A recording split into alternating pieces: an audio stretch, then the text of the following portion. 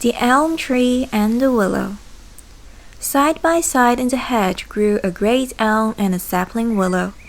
The willow was growing in the shade of the elm, and it did not get enough light or sunshine, but it did the best it could. It sent its thin roots down into the earth to look for water, and it put out long shoots to try to reach the sunshine. The big elm scorned the small willow. It raised its head very high in the air. It grew thousands of small leaves, and in the wind it made such a rushing noise that it drowned the voice of the little willow. The willow sometimes spoke timidly to the tall elm. It asked the great tree questions about the birds that nested every year in the bushy trunk of the elm.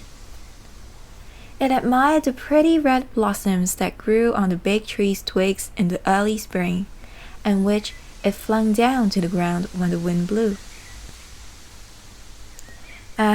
You should grow blossoms like mine," said the elm. "Look at your silly little green catkins.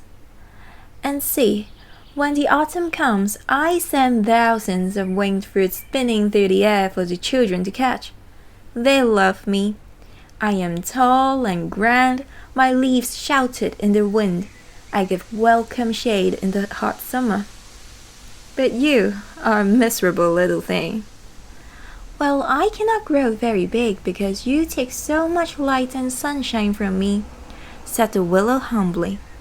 "But, great elm tree, I believe my roots go further down than yours do."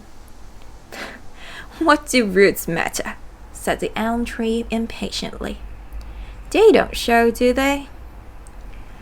Now that autumn there came a great gale one dark stormy night.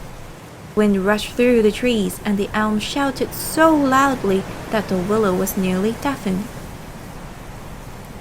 The great trees swayed to and fro, and the willow bent too.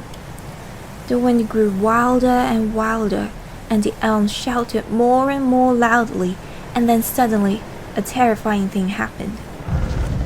The great elm bent so far over that it could not get its trunk back straight again. Its poor weak roots could not hold it, and it broke.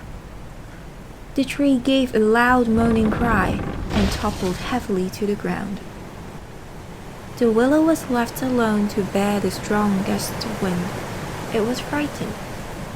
If the elm had fallen, surely it too would fall, for it was but a small tree. The wind pulled hard at it. The willow's roots were deep and held it well.